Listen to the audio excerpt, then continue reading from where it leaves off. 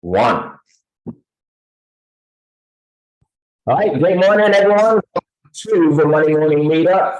My name is Cohen with us, Greg Caesar, and our host, as always, the amazing Caroline Tran. And as you guys know, our goal here on the Money Morning Meetup is to give you guys the best as it relates to running your business, starting a business, your personal life, your relationships, your finances, your love life, and everything in between. All right. So today's going to be a special day. I've got a good friend of mine, someone I consider to be a genius when it comes to marketing.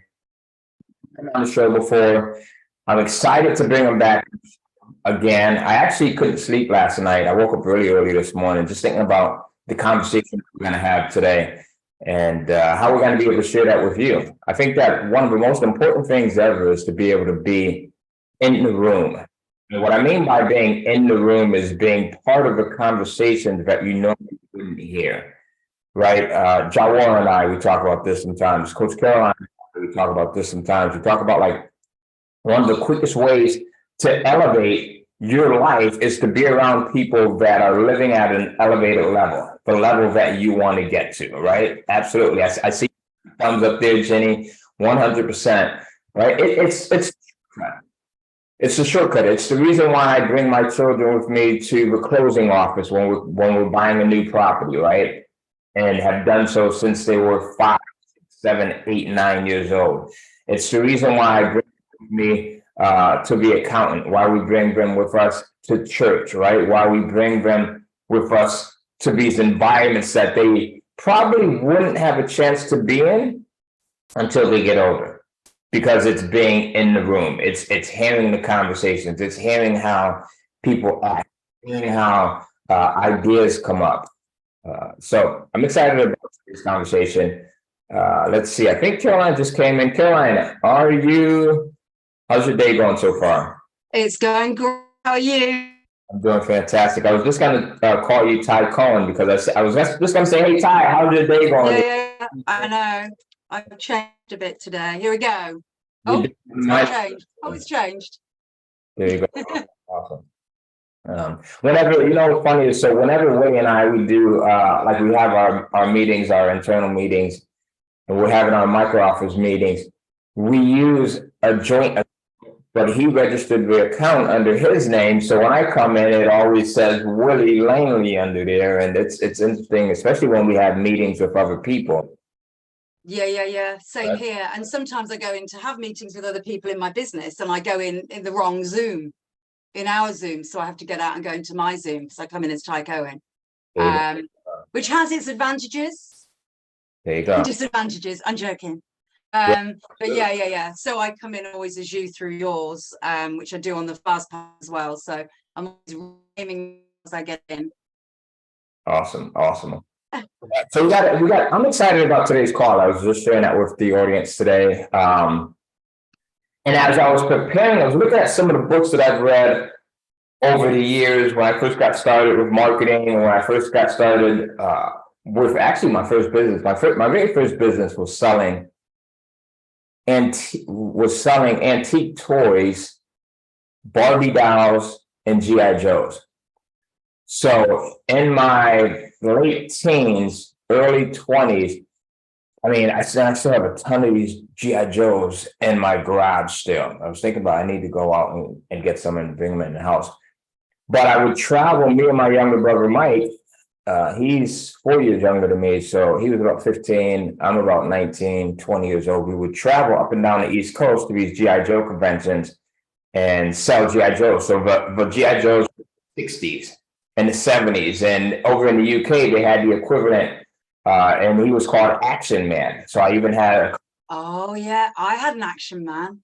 Yeah. So, Yep. So, and I always thought that, look, having the best set of collectibles to offer when we would go to these shows would trump everything else.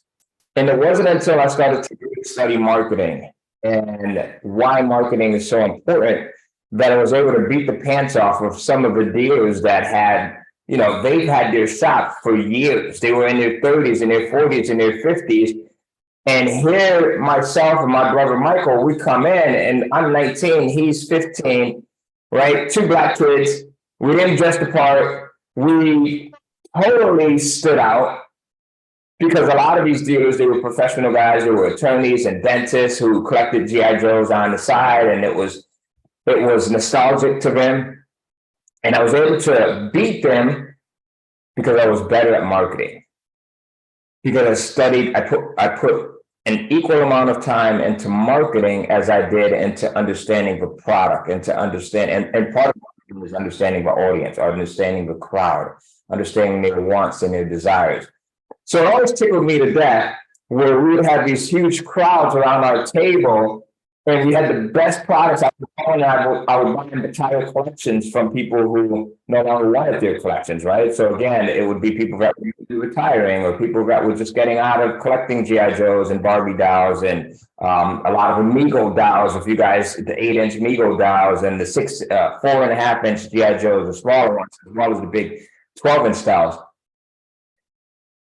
And it always tickled me to death because you would see these looks on people, right? They're like, how the hell are you guys getting these collections? And they didn't understand that I would go in and I would be able to have the conversations and purchase and then resell what I'm purchasing because I'm also being able to have the conversations in terms of what do they want, what are they interested in? Why are they buying these GI Joes? Why would a dentist, why would an attorney, why would a lawyer want to come in and buy something that he played with as an 8-year-old because of nostalgia reasons, right? And it brings back this sense of comedy to him. So that was it.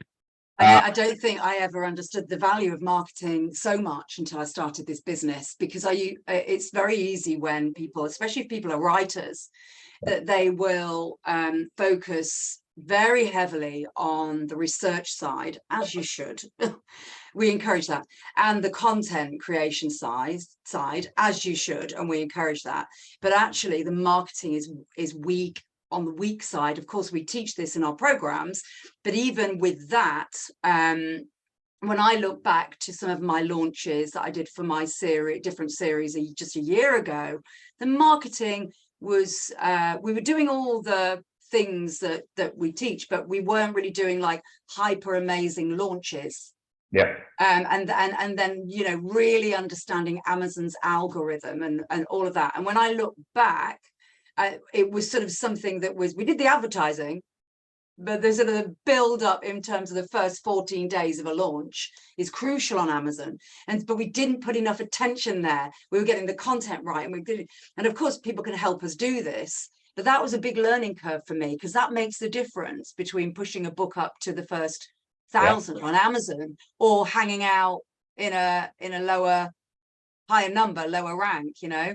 And then when I look back at my previous network marketing business, the marketing was pretty much non-existent in the way that I ran that. Wow. So I hadn't really understood the power that actually providing the products on point. The marketing's the most important piece with the advertising, you know, on top of that. I mean, it's like when Rhonda Byrne launched The Secret.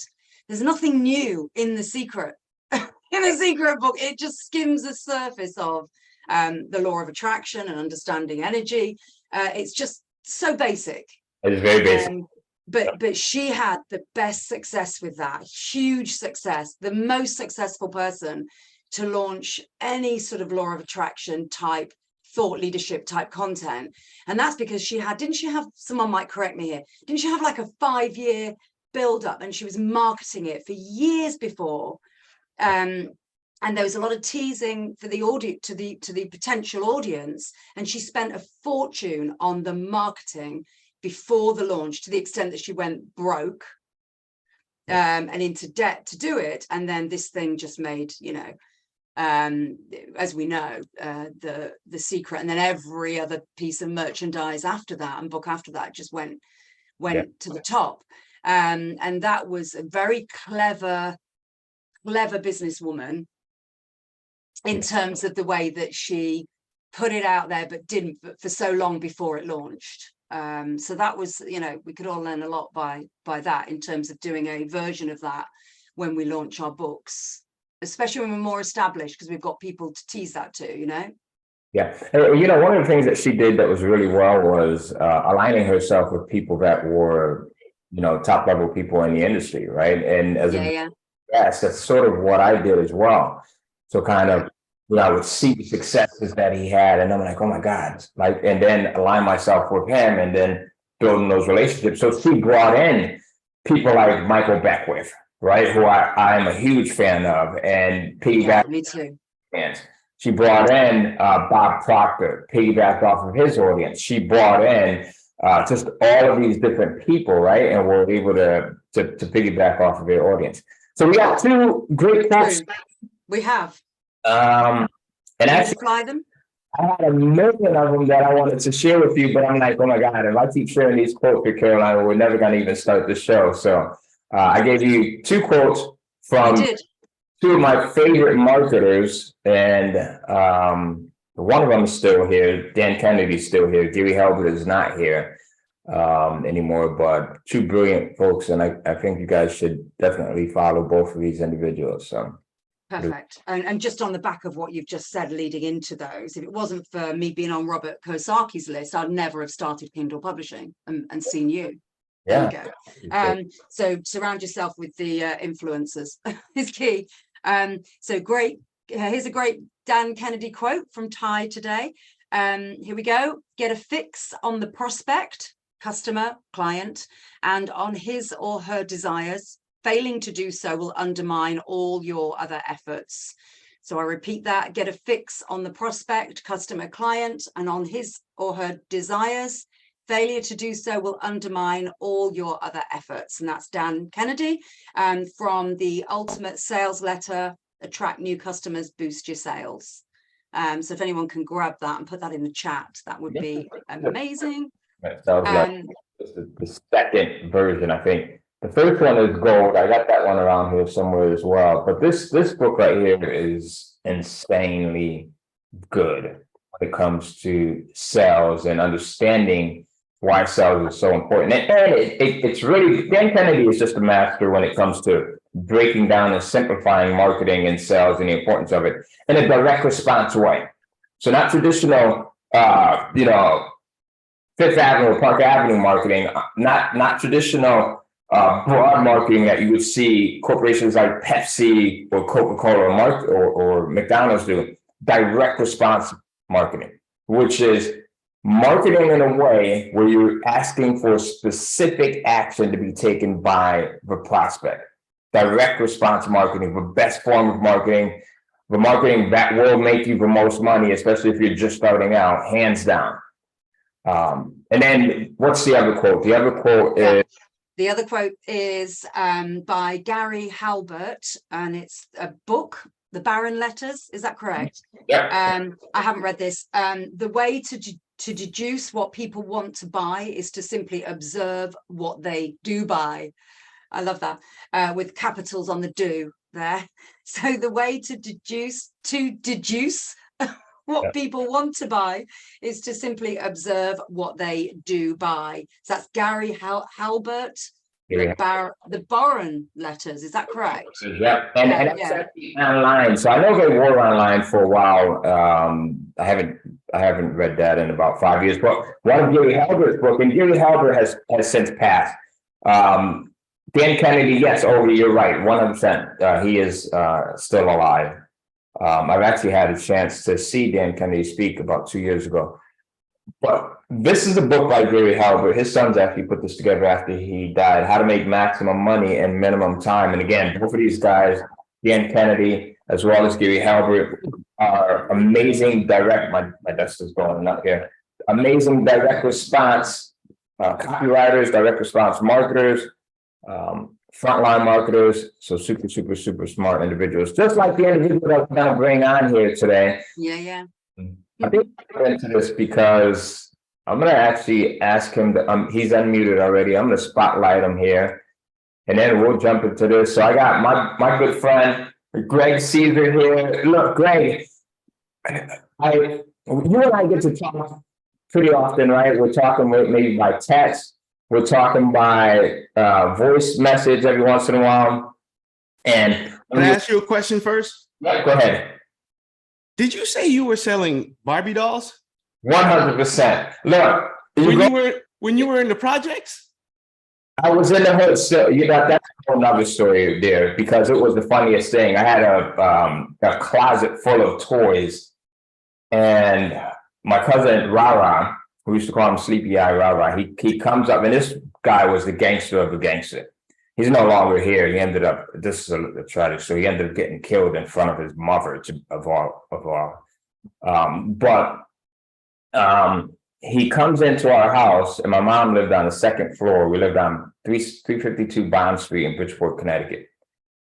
And he sees all of these toys. This is when I was just starting. These toys in a closet. And he asked my brother Mike, he's like, what the hell is wrong with your brother? What's going on? He's got all these toys that are in there. And I'm like 20 years old. My brother Mike is 16. And he just couldn't understand it, right? And I didn't know how to share with him because look, it's just an insane mentality when you're in that environment, right? So you're not like, hey, I'm selling these Barbie dolls and I'm selling drugs and you can make money and you. That's better than him thinking you were probably putting together a horror film or something. A wardrobe full of dolls. Wow. Insane. So Barbie dolls in the hood, and you're surprised that you stood out? You were different back then, yeah. At that time, look, one of my biggest regrets was I wish that I knew that because I was super introverted, really introverted. But I wish that I was able to articulate to a lot of people how there are other ways. Yeah, 100%. Because including him, he would have probably, had he listened, he would have probably still been alive to this day. I was deep in the streets. Yeah. Deep in the streets. And, so that's one of my biggest regrets is not being able to comfortably say, hey, look, guys, there's other ways that, you can do things. And so, Greg, I want people to kind of understand, look, I know who you are, so I don't want to discredit your brilliance. I want people to understand who you are. We've had you on the show 2 times already.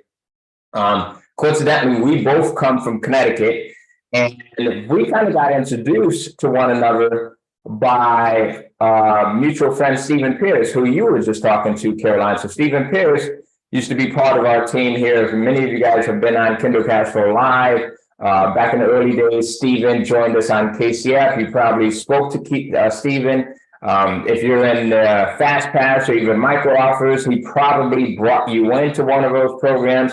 So Stephen was and still is a brilliant marketer. He was doing an event up in Ann Arbor, Michigan. He had this amazing facility up there where, just like Google, have you guys ever heard of Google having these think tanks and think rooms, and they've got the oxygen tanks and they've got video games. So Stephen had an incredible facility up there where he would do live events.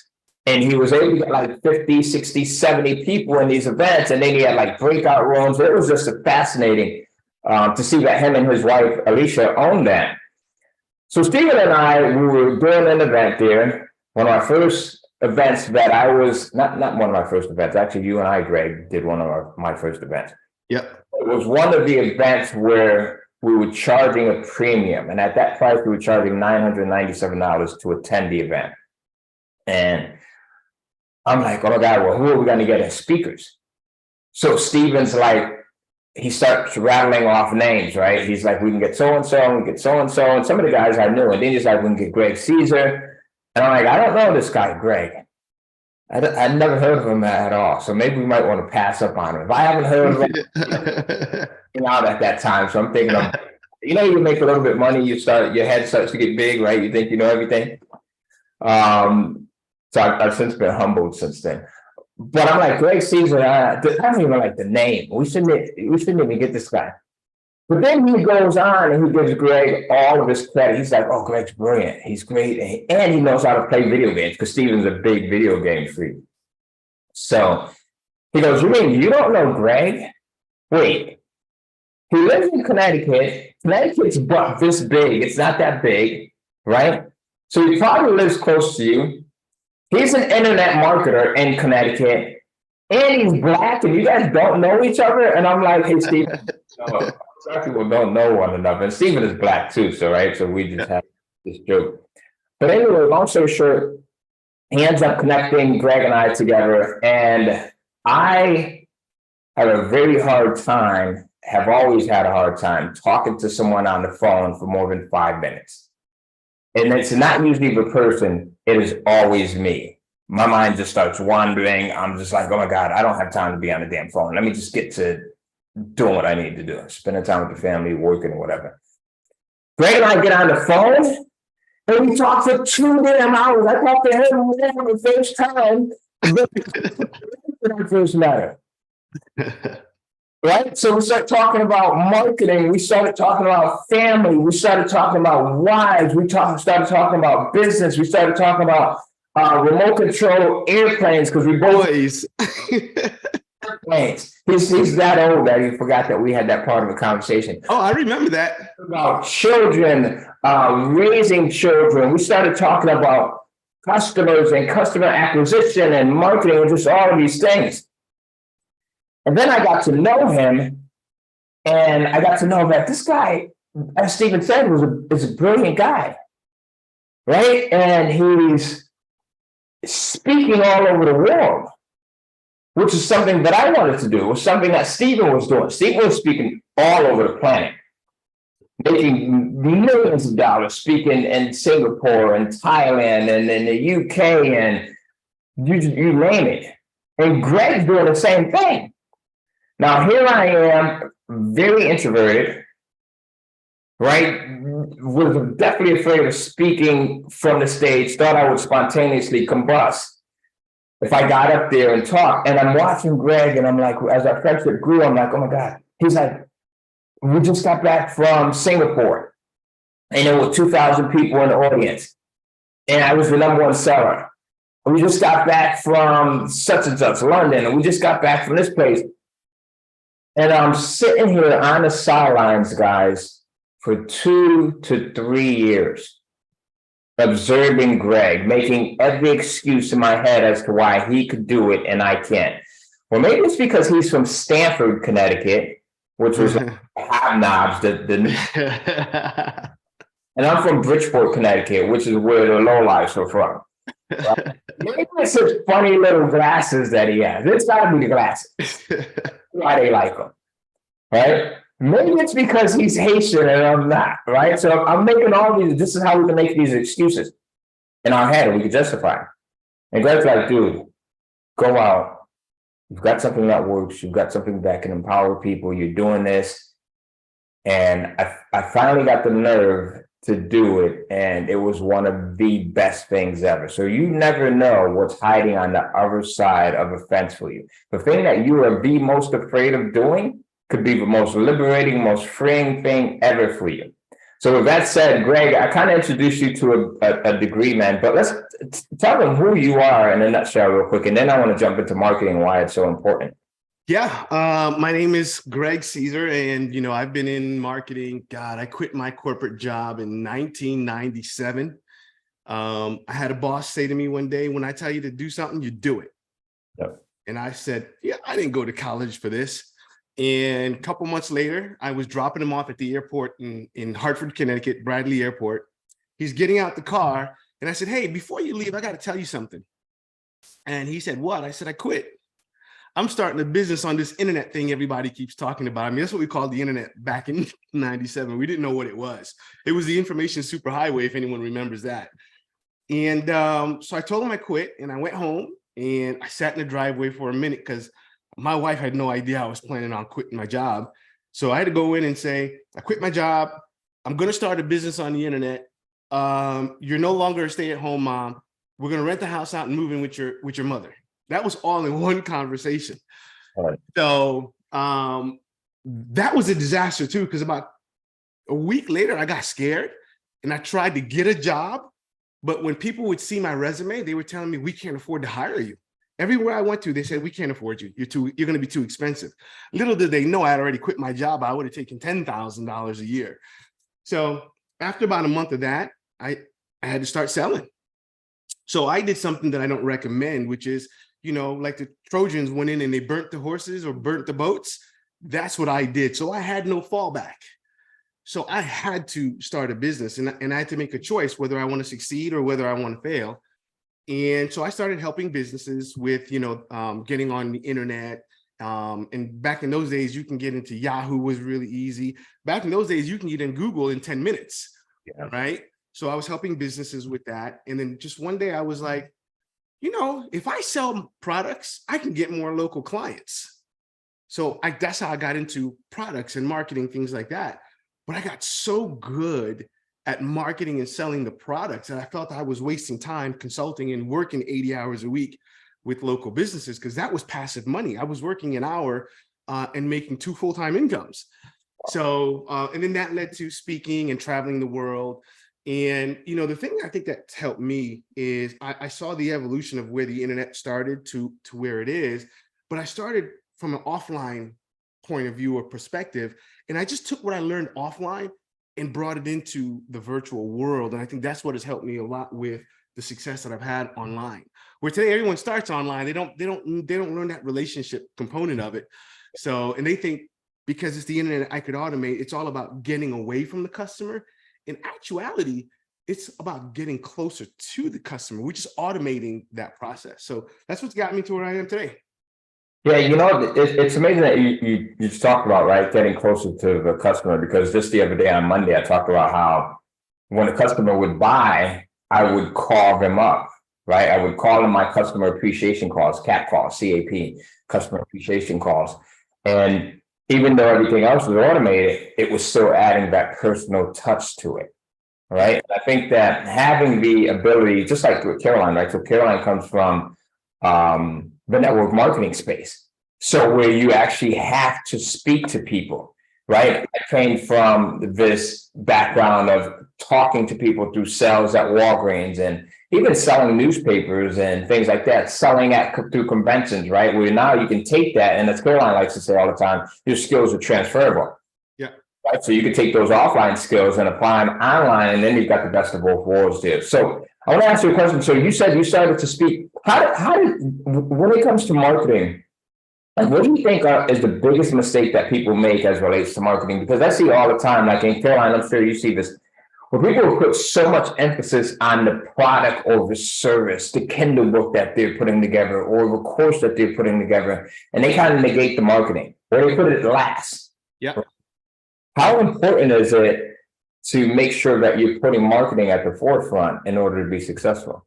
So I'll tell you a quick story. I met a lady once, and she told me she had been working on a product. And I said, okay, cool. How long? And she wanted some help.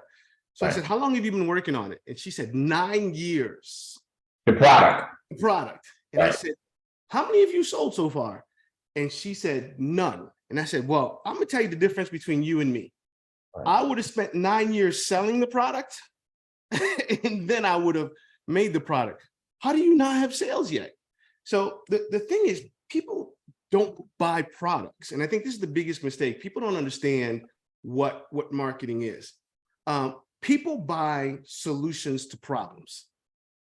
They don't buy products. They don't buy weight loss books. They don't buy cars. They don't go to restaurants. They don't buy movie tickets. They have a problem, and then they're looking for a solution. So part of marketing is looking at the world through different lenses, and those lenses are problem, solution. That's it. Yep. So marketing is not about selling your product. That's the mistake people make. Let me give everyone a shift in thinking about what marketing is. Marketing is taking your customer from where they are to where they want to go. That is marketing, where they are to where they want to go. And in between that, what does the product have to do? That's just the vehicle, right? If I'm selling movie tickets, you're home bored. Well, where do you want to go? You want to go to entertainment. I was just thinking that when you said movies, I just thought, like, every time I'm bored or when I want to get a state ship, I'm like, okay, well, what's at the movies? Yeah. It's the solution to my problem, me being bored, or me wanting to state shift, or me wanting to spend some time with my children or my son, right? Or my wife, and saying, hey, let's find out what's at the movies. 100%. It's where they are to where they want to go. If you start thinking of it that way, you start to change your message. You start to change what you do in your marketing. You start to look at different places to market. Like last night, our power went out, right? Ask me why none of the restaurants have an email list of all the people in the area. What do you think would have happened if I got an email last night or a text message that says, power out, are you hungry? Wow. We're open. Think about that for a second, right? That's marketing.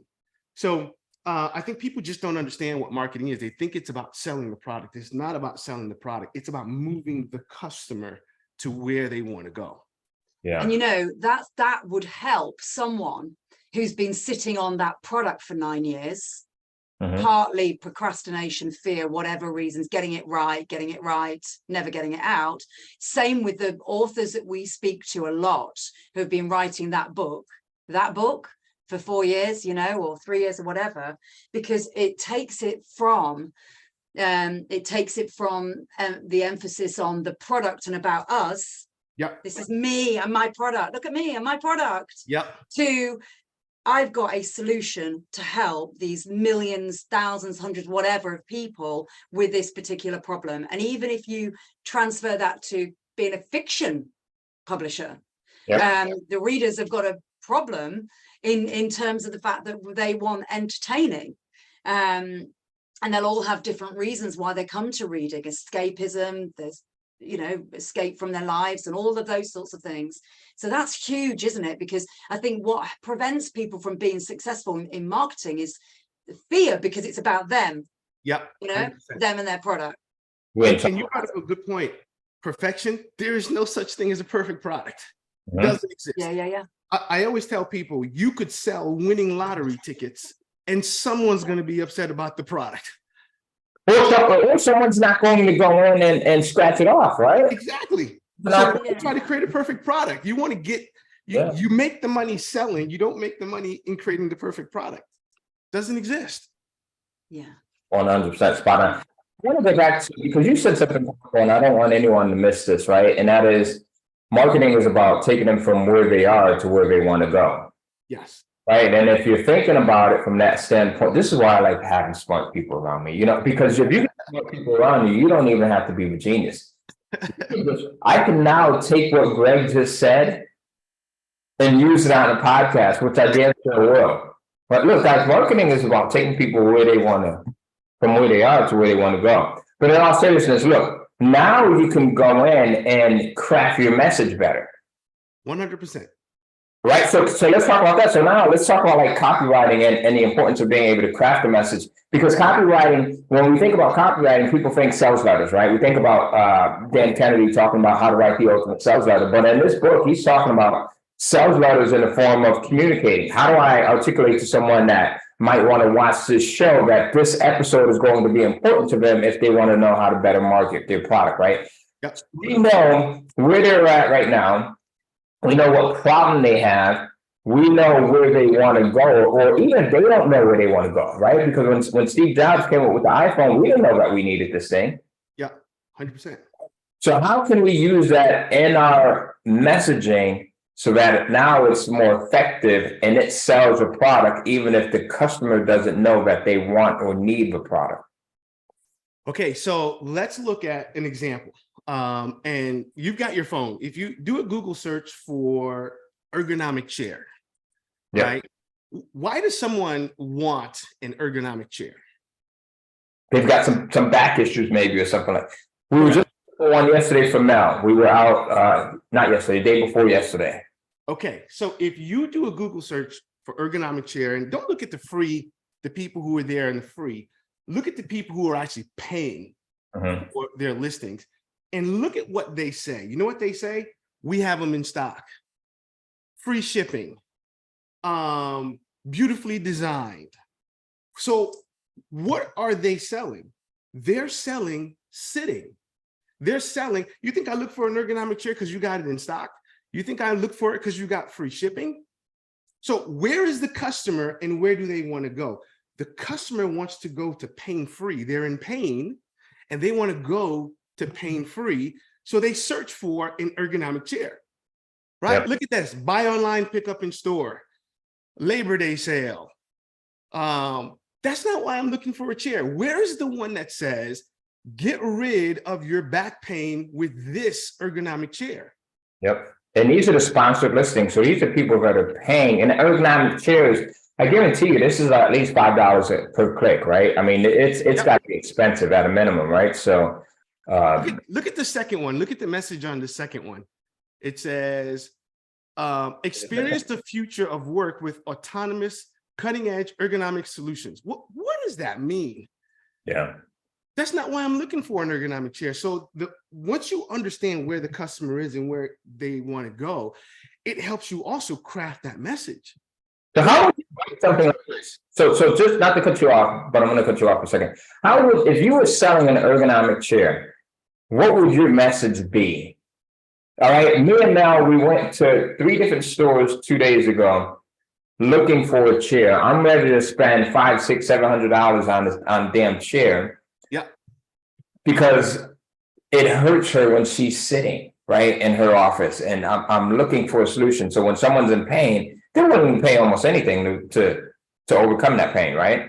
100%. And by the way, right messaging allows you to charge whatever price you want to. So here, what I would have done differently is I would have either asked, hey, got back pain, or does your back hurt when you sit? We've got a chair that helps you strengthen your back, or whatever the chair does that allows you to feel better. But also, what happens once their back is feeling better? What are the things they could do? Now you could take a walk with your significant other. Now you could take the kids to the grocery store, to the park. Now you can sit down and watch TV. Where do people who have back pain, where do they sleep a lot of the time? On the floor. Yeah. Now I could say, finally, a chair that helps you get off the floor. Right? So no one else understands that, right? Except for the person that is desperately in need for that solution there. Correct. And what does grocery store have to do with an ergonomic chair? Nothing. But I know that's something you can't do because you're in pain. So now I'm selling, let me give you your life back. It's not just about the chair. The chair is just a vehicle to where you want to be. And that's the mistake people, they just don't ask. They just don't think about. Yeah. I think that not understanding. So see, and this is what we were talking about before, right? The market research. This is why we cover market research so much when we're talking about Kindle publishing and we're talking about creating courses online, because it's better. It's your ability to understand who your customer is. We talked about building out your avatar the other day, right? And knowing to a T who your avatar is, what keeps them up at night. What are some of the issues that they have? How much money do they make? How many children do they have? Where do they live? What gender are they? Are they married? Are they educated? If they're educated, at what level are they educated, right? Because now you have all this ammunition and you can kind of talk to them a little bit more openly than you would not be able to. And it's just like the example I was talking about on Monday. I bought that Groove pillow. Yes. Last week. I bought it. I looked at different ergonomic pillows because of my neck pain, because I know I'm sleeping in the wrong position, and or my pillow's not right, even though I've spent a fortune on these pillows. They're not right, the hotel pillows. So what did I buy? I bought because of a headline that said, get rid of your neck pain once and for all, or something like that. Yep. Went in, clicked it, and then it was, okay, you also get a free neck pain video with this. Wow. You know? Okay. In upsell, you know, to okay, I need some pillow covers. Okay, well, that looks good, you know, one of those cushions between my legs, you know, and then it goes from there. And then you recommend it to other people, which is what I did on Monday.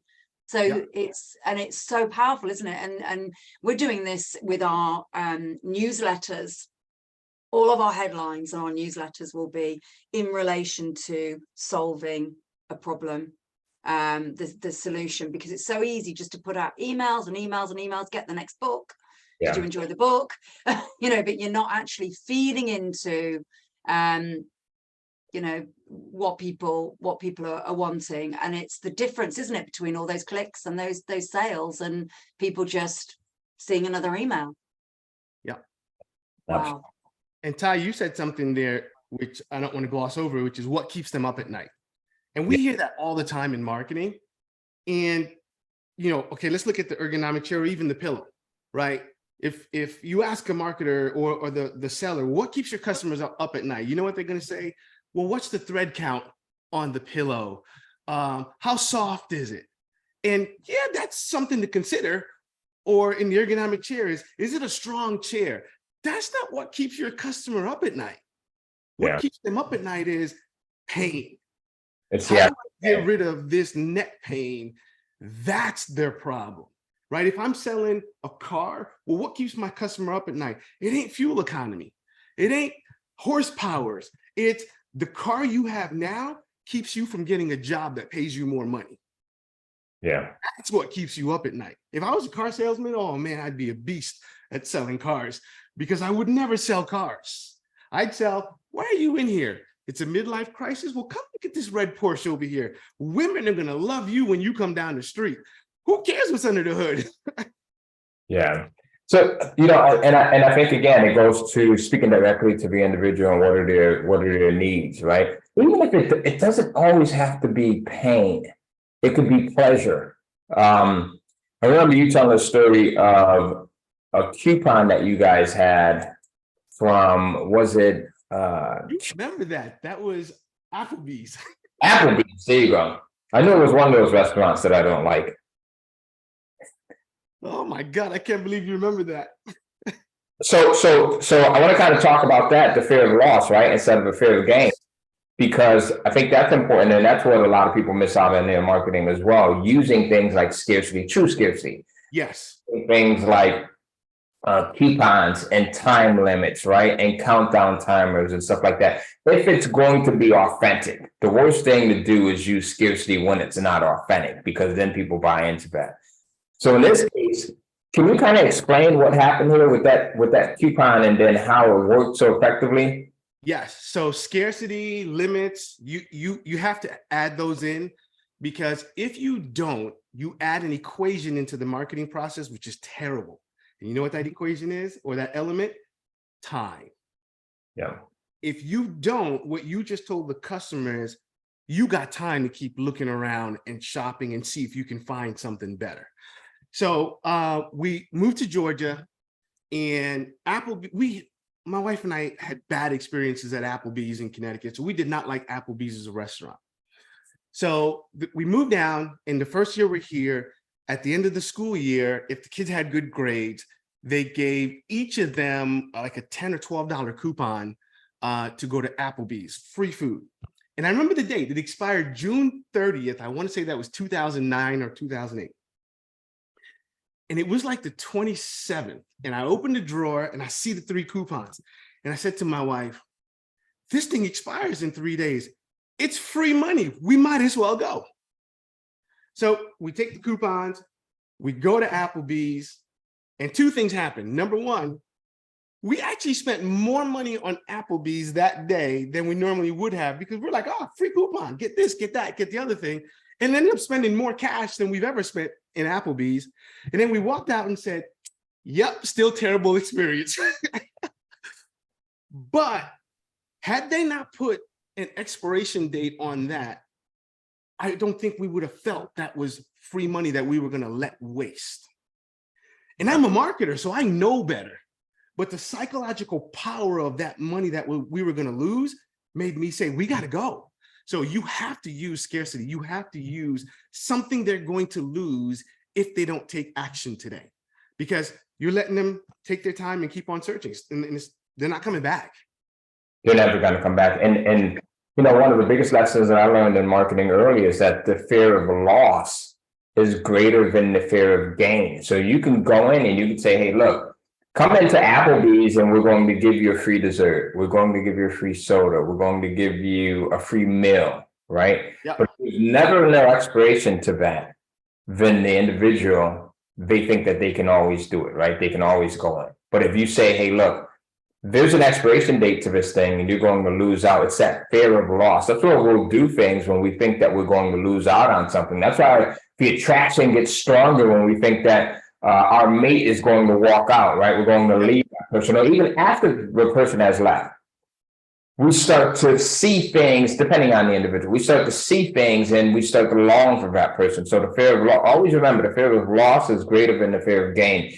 And you can use this to your advantage by including things such as bonuses, right? So time limit bonuses. You can include things such as, if you notice when we do KCF Live, sometimes we'll go in and we'll have bonuses for those that sign up for the next KCF Live.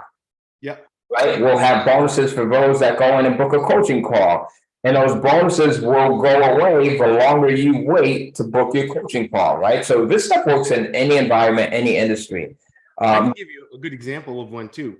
I was working with someone recently, and we were talking about exactly that, selling from a fear of gain. And fear of gain is, hey, do this and you get X. Yeah.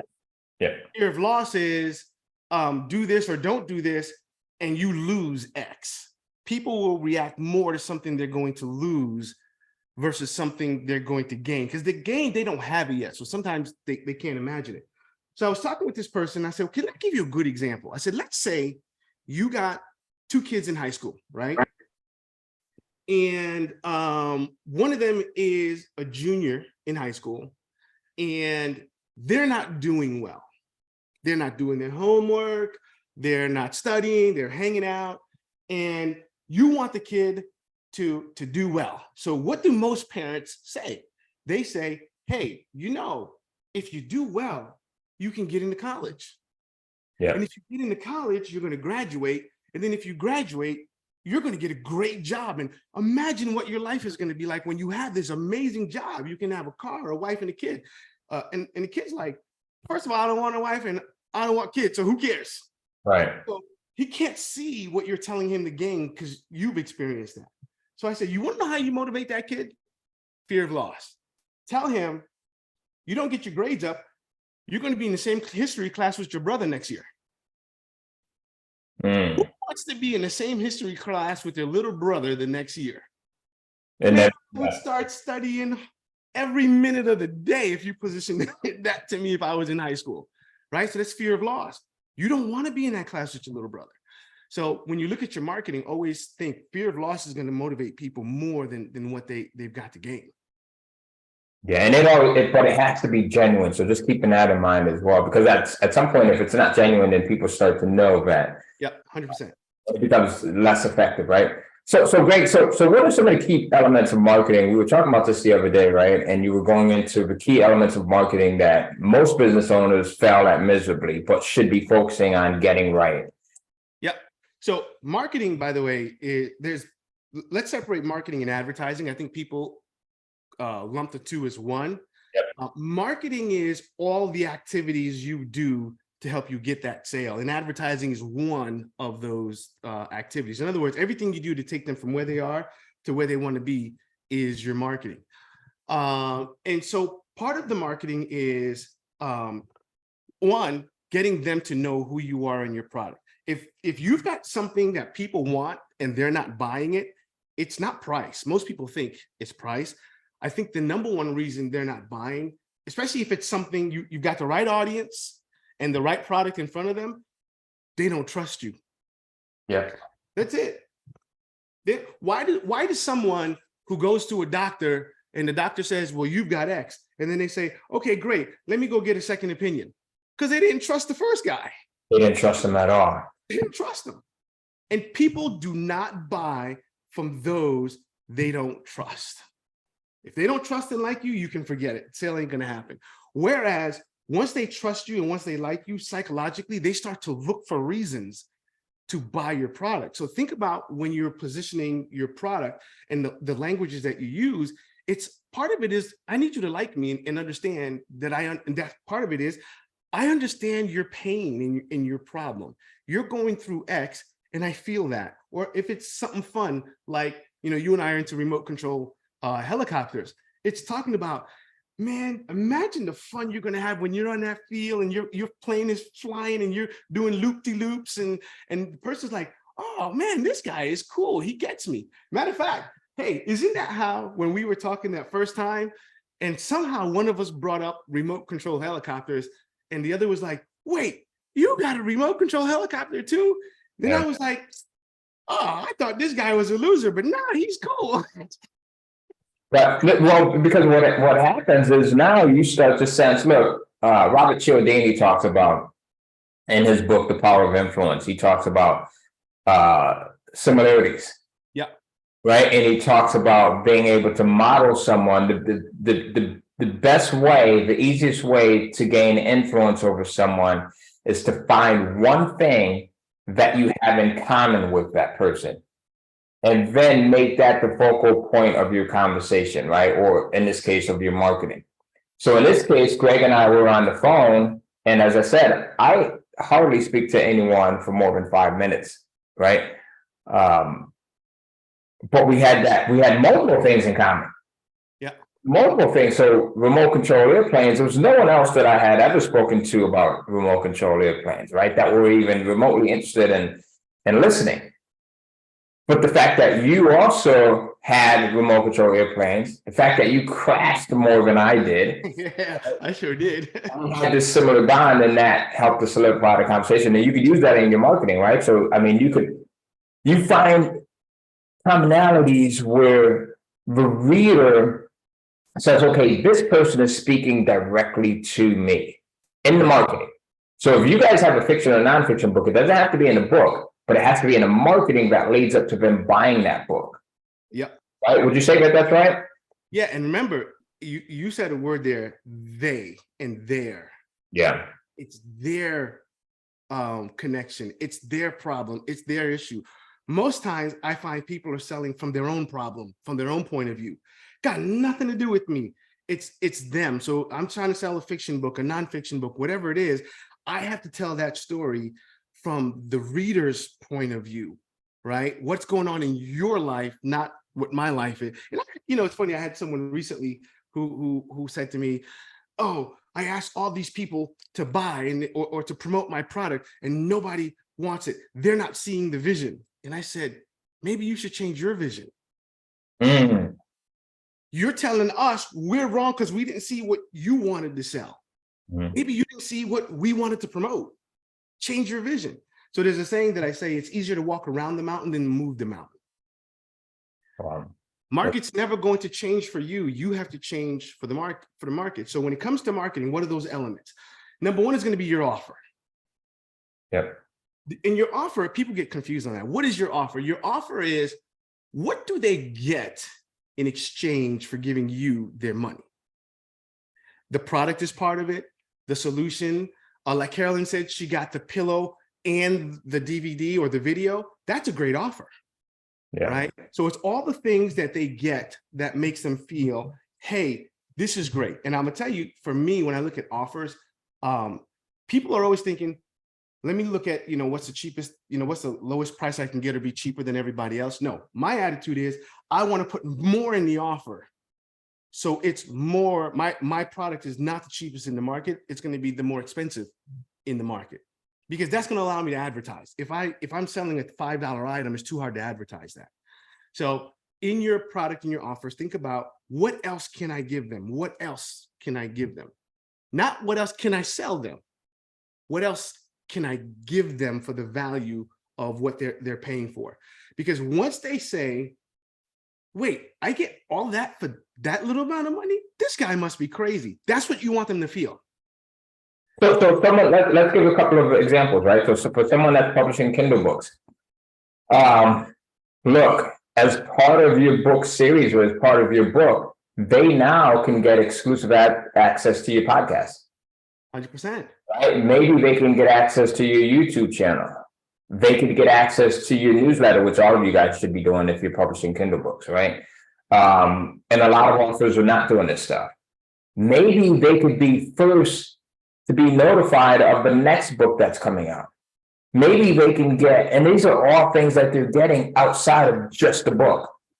Anyone can give them just the book, right? What are some other things, Greg? Because I got a good one for everyone on the call. What's that? How about meet the author? once a month, do a Zoom call. Yeah. What's that take you? 30 minutes? Think about it. They just bought your book. So what do they think about you? They're like, I like this person. They just gave you their money, or they're about to give you their money. Now you say, you can actually meet me. Whoa, who else is going to Amazon and see if anybody else is doing that? Yeah, no one's doing it, right? And it's a Zoom call, doesn't cost you anything. It'll probably be 15, 20, 30 minutes of your life. Correct. And what does that do to your product? It just made your product the cheapest one on the market, even though it might be the most expensive one on the market. Yeah. And it helps to build out your credibility again, right? There's going to be people that get to know, like, and trust you on that Zoom call. And even if they come in, we see it all the time. Caroline, right? We see it when people come into KCF Live. We'll see diehard writers that will come into KCF Live and they're like, oh, I don't know about this process. This is not going to work. And then by the second or the third day, they're like totally on board because we're giving them something different than most writing seminars or virtual events would give them, right? We're giving them.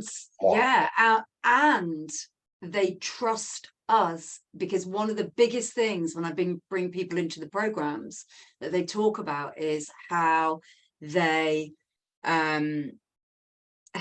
we all seem, if they're new to us, we seem genuine and authentic. And that's one of the biggest pieces if they're going to decide whether they're going to buy, a high ticket program and come into what is perceived as a more expensive program, and then come into the community and trust us with their business. It's the extras they get, but it's also the fact that we all look like we're nice people, because we are, and we come at this from a place of them and not us, and that shows, and people pick that energy up, whether that's in an email or whether that's on stage. And it's better when you're like, look, doing the Monday morning meetup, right? Like, to be honest with you, I could have gotten more sleep this morning. Come in and we do these things, and then what happens is it ends up being good for you as well. I like to use the word therapeutic, even if that's not the right word. It ends up being therapeutic for you in a degree when you start to speak to your customer, your prospect, right? Because you get to now have an outlet. Yeah. I'm not going to go in and have the same conversation for an hour with my wife. Right? So it gives you an outlet, and then the person that's on the other end, they get benefit from it as well. And now what happens is it creates that additional ability for them to know, like, and trust you, and then to get to know you even more. And the more that someone feels like they know you, the easier it is for them to go in and buy from you and tell other people about you. So Greg, you and I were learning about ZMOT, right? So ZMOT, the zero moment of truth. And we just started diving deeper into this earlier this week. And this is basically Google's term. So Google says that it takes about 500 touches, conscious or subconscious. And Greg, you explained this really well. So if you could dive into this, right? But Google says that it takes about 500 touches before a customer will buy from you. Right, and they call this term ZMOT, ZMOT, and you guys should go out and study this. Go look into this. So it's the zero moment of truth. Now you might be thinking, oh my God, 500 touches, that's insane. There's no way I'm going to be able to do that, right? Ty, I heard that it was 7 to 10. Well, it was 7 to 10 40 years ago. Yeah. 30 years ago, right? Now it's hundreds of touches. And one of the ways that you're able to do that is by being on social. By advertising, right? By your prospect just saying something that is not even your product.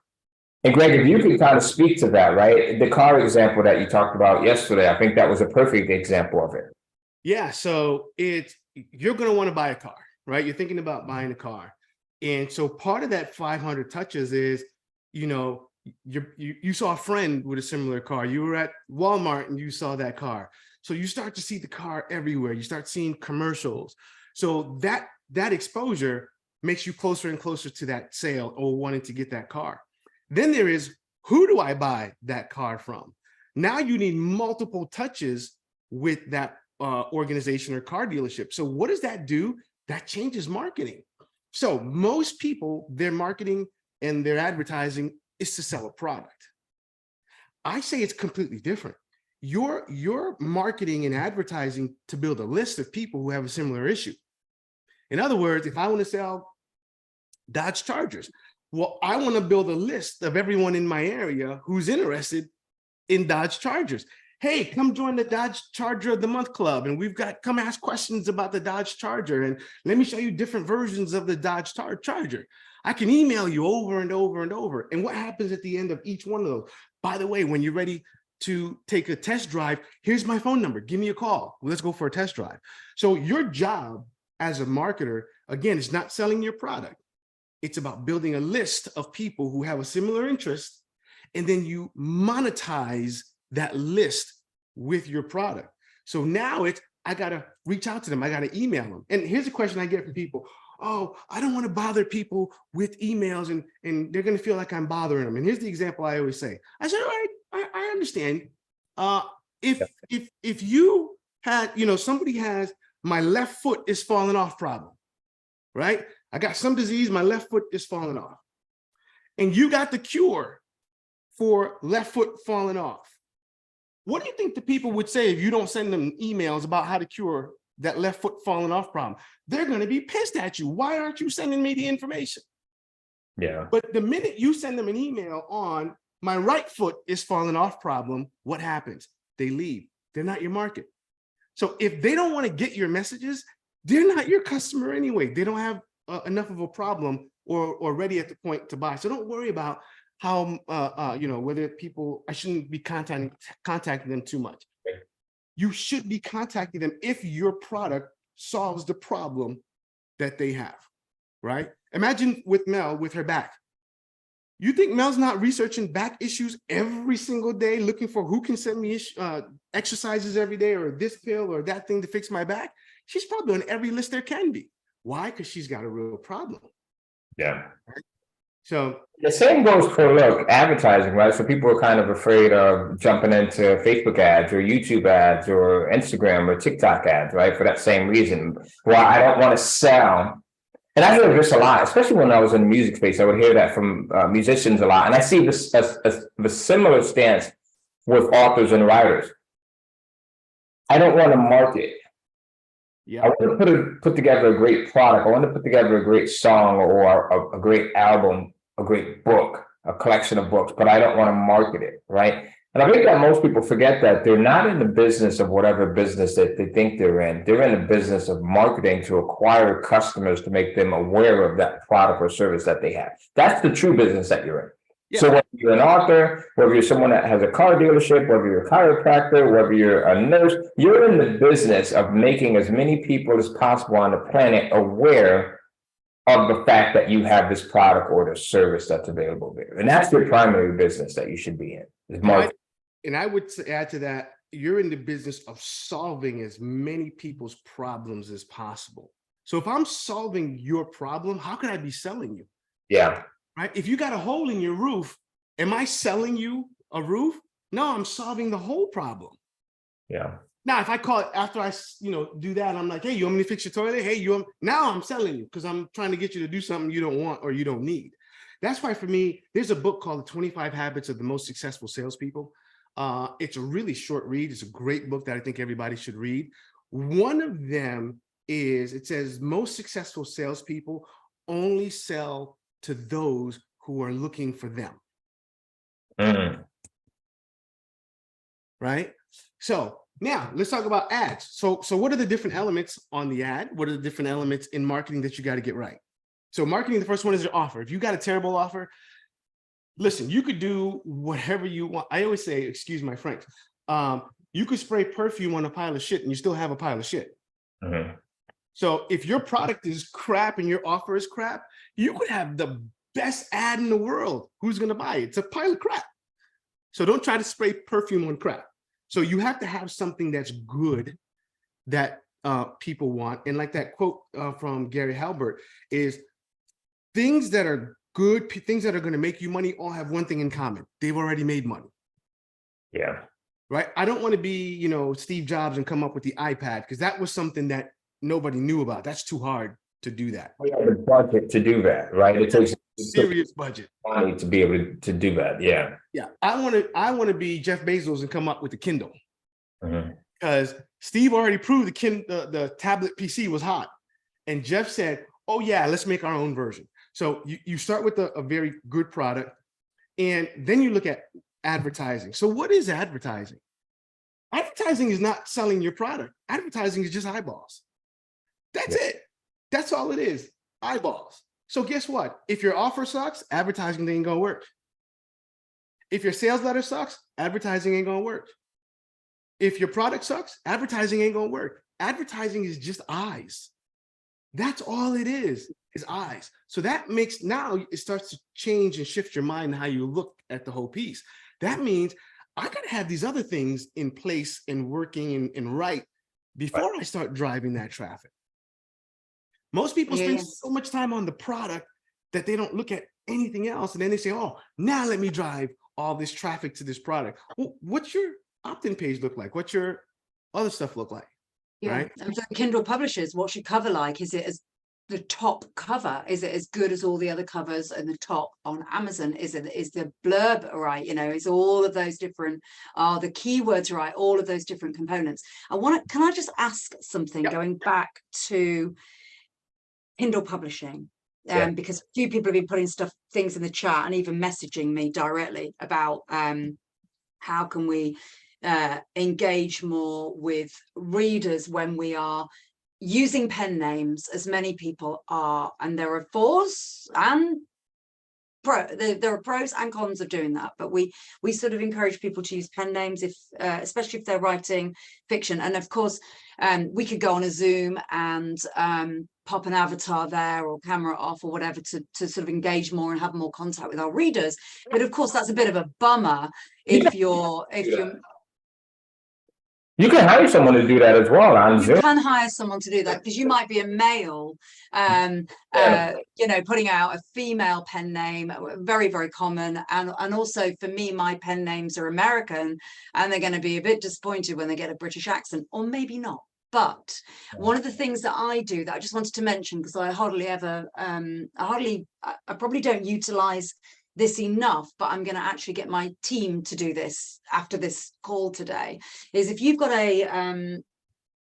you need a group for this, don't you? If you correct me if I'm wrong, people, but if you have a group, a reader group, which I have, we now have on Facebook the chat function. So I get a big chat going with my readers in my group, and it's so, they love it, they love it, they love it. And I tell them that a lot of these people might not necessarily read my emails. I tell them that, you know, box set's coming out next month, watch out for the box set, do you want to like have a free copy, and then you can do a review, and we have this going. And I don't really utilize that enough. In fact, sometimes I ignore the chat. So I'm going to get my VA to go in, or Maliha, my daughter who's working in the business, they can go in and look after that piece for me, because that's really quite powerful. You have this like massive group chat, and you know, like I said, a lot of people don't read emails, and you know, my reader group, they like engagement, so that's a great way of doing it. And of course the Zoom idea you could hire, but I would play it to my advantage, you know. It would be almost like a mystery, right? So come to the Zoom, and initially I would just have a silhouette of a picture, and the mystery is, guess who I am. Make it fun. And then once you reveal, okay, here's who I am, and yes, I'm Caroline, I'm not Susie. Guess what? Only you guys know that. So now you're part of the insider club, right? So I would play up to that. And also, you know, that's so interesting, because I have I've probably got about 15 close readers who are in my review team, in my ARC team, Advanced Reader Copy Group team. And I said to them once, when we were going back and forth pen name to the person on Messenger, I'm Caroline in the UK. And they're like, wow, that's amazing. And so I then would they use connected with me on my Facebook. So actually, 100%. They were yeah, fascinated by it. yeah. And something I'm considering is actually not using pen names as well. But so you could do that, and that's powerful. So there's actually quite a lot of options for us to get closer. I wouldn't personally hire actors, actresses, whatever. I'm not going to do that, because for me it's about being authentic. But there's another way, like you say, of doing it. You can hire they don't have to be an actor. I never hire actors. I hire people that are genuinely interested in the thing that they're going to be teaching. So like I have an entire YouTube channel for an entire business that my face has never been on it. And we've got hundreds of YouTube videos up there. But the lady and the gentleman, I've got a younger lady, she's in her 40s, and I've got an older gentleman who's probably in his 60s that are the face of that channel. And they are passionate about that thing. So they actually do it more justice than I could ever do it. Because they know the language, they know the audience. It's fun for them to go in and put the videos together. It's fun for them to compile the topics. They go in and they engage in the comments. I would never do any of that stuff because it's not in my wheelhouse. Do you remember, Greg, when I was doing webinars, and I'm doing a ton of them. I'm doing, 3 or 4 of them a day sometimes. Yep. And I hired Tom Jandula. So Tom Jandula is a good friend of Greg and I. This guy is, at the time, he was in his early 20s. He's British. He's from Bognor Regis, Caroline, if I'm saying that right. Bognor Regis. Oh my God. Handsome guy, tall guy, blonde hair, blue eyes. So I'm doing my webinars, and it was just fantastic. It was fantastic for him, for the learning experience, right? Because he wanted to get involved with marketing and him better understanding it and him getting his nerve up. And it gave me the freedom and the conversion. So do you remember that? Like, and we're great friends to this day. 100%. So you don't always have to be at the forefront of your business. For those of you who are asking, how does a ghostwriter do this? This is where the creativity comes into play. This is the fun part. Yeah, you could actually hire one of your readers that wanted to earn some extra money to run your channel for you, couldn't you? That fit the avatar of your pen name, which for me is female, middle-aged American. Yeah. Oh, I'm gonna get creative. Here's another idea for you guys. Do you guys do book clubs? You know how like a bunch of friends will get together and they'll read a book together in the house or talk about it together? Do you guys encourage your folks to do that? No. That might be one of those extra bonuses to throw in there. And yeah, I did when I was a child I did when I was writing children's books, do that sort of stuff. We did a load of stuff on Insta with sort of being part of different book groups and channels and things. So imagine being a fly on the wall of that conversation. Like, let's say it's the Meet the Authors call, and you get to ask them, what would you have liked to see different? What angles do you guys think about in the story? And they're telling you, guess what they're telling you? How to write your next book. Or is there anything in the book you didn't like? Well, imagine if 30 people said the exact same thing. Guess what I would do? I'd go change that as fast as possible. Yeah. So I used it as a way to get closer to them. Interesting. It's certainly, it's certainly great for those people not using pen names, and there are lots of authors and non-fiction writers here, but it's worth exploring for those people that are using pen names in terms of what can be done. Interesting. Yeah. Does that sound off for you guys? Someone said no, you're all right now. I think you were okay before. Was it off at one point? I mean, was it bad at one point? I don't think so. Not for me. Not for me. Someone says it's muffled and loud. I think that's deliberate, sort of speaker, but it sounds. Is it any better? Good. Or is it worse now? Let me know. About the same for me. About the same. It's okay. good to me. Right. Well, Greg, this is fantastic, man. So we went over. Did you cover all? Did you cover? So I want to cover really quick on the ad part. Okay. Because a lot of people are afraid of spending money. Oh, I'm going to lose money on my advertising. So on your ad, when you say, okay, I'm ready to run an ad, there's only a few pieces that you got to get right. And it's the same thing of marketing as a whole. There's just a few pieces, and people look at everything in marketing and they think that's what they see. So if we're looking at the ad, what do I want to get right first in the ad? The first thing is the click-through rate. I want to put an ad together that I'm getting good click-through rates on. People are actually clicking on a high level. So at first, what I like to do is I just put a squeeze page. And a squeeze page is, here's a web page, here's an offer, give me your name and email, and I'll send you something in the email. I'm gonna tell you something. 90% of the time, I don't even have the free thing done that it says they're going to get. I'm just doing it to see, because I need a page to send the traffic to. So I'm looking at, can I get 3, 4, 5, and this is Google ads, right? So 3, 4, 5%, Facebook, 10, 15% percent of the people clicking on my ad. Once I got the ad working, right? I got a lot of people clicking on it. The next thing I'm going to work on is, what's the percentage of people taking my opt-in, right? So now it's okay. So your registration page, guys, opt-in registration page. Yeah, how many people are registering and giving me their email, right? If I'm at 3%, now I'm going to start changing the headline. I'm going to start offering different things. And like I said, some of the things may not even exist. It's just, let me see what they want or what they're going to resonate with.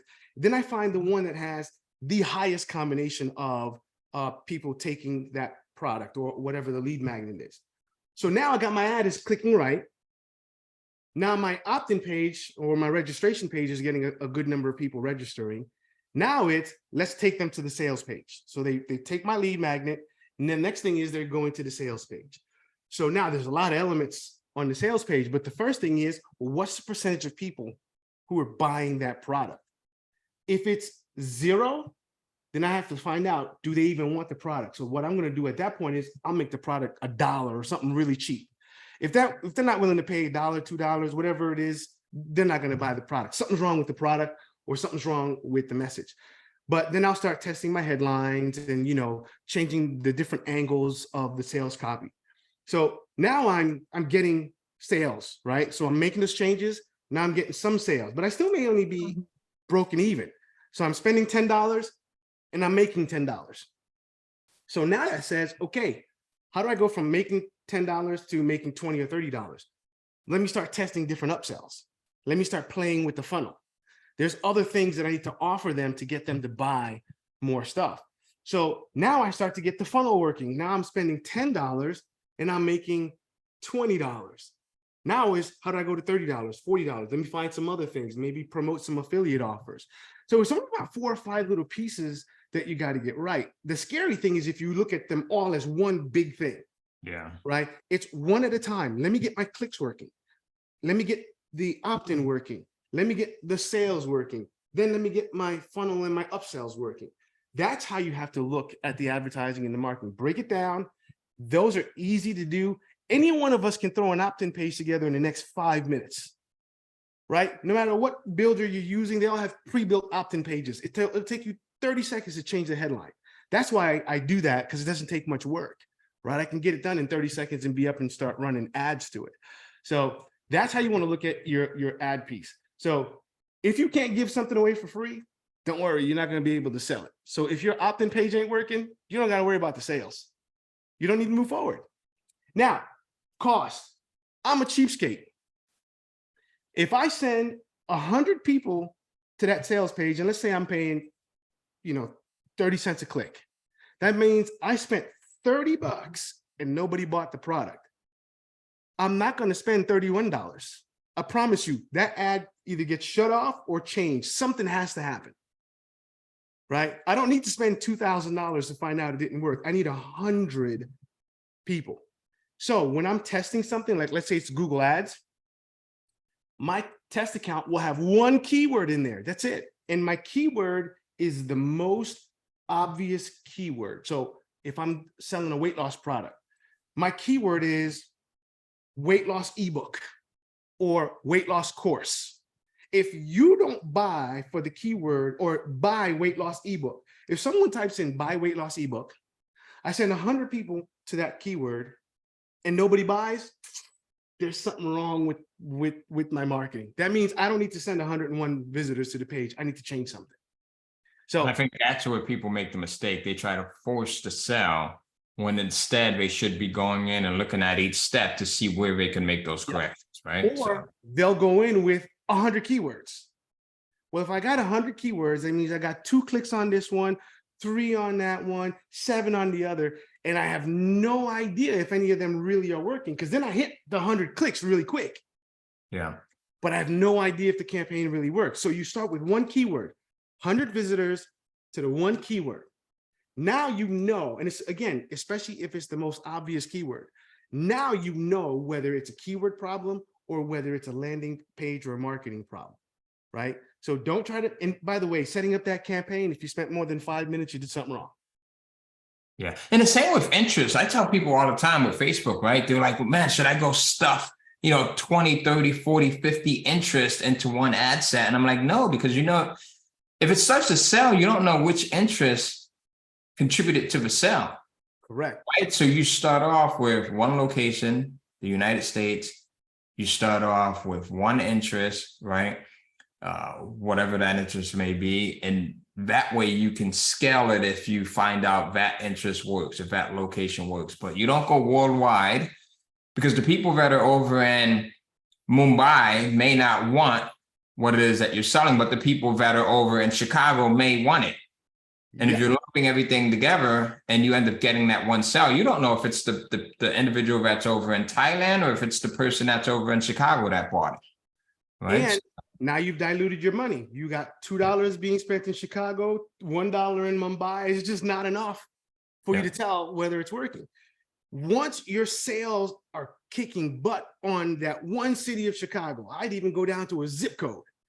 Once you're like, wow, I'm spending $10 and I'm making 50. Well, guess what? Now let me go throw in 100 different, interests in there, because now I know my funnel works. Yeah.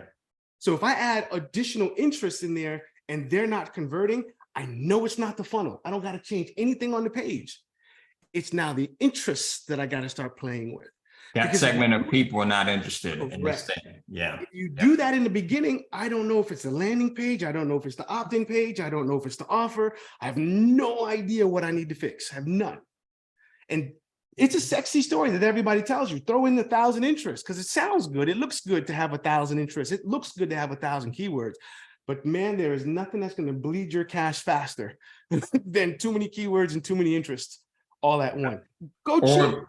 People will tell you, optimize for clicks or optimize for likes or optimize for leads, right? And these platforms are smart. Look, they know that if you're optimizing for clicks, they're just going to send you people that have a tendency to click on your ad, but they're not the buyers. If you optimize for likes and engagements, they're just going to send you people that are the engagers, but they're not the buyers. So that's why I always say, look, optimize for what it is that you ultimately want. And you ultimately want that purchase. So optimize for purchase conversions, because that's what Facebook, that's what YouTube, that's what Google is going to send you. They're going to send you the people that you're optimizing for.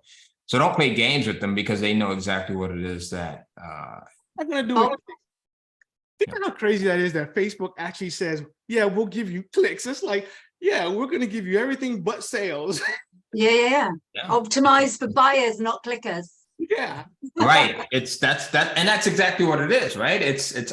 Look, we know people that are in the space, that are in the affiliate marketing space, that are in the what do you call it, Greg? What's your buddy who sells?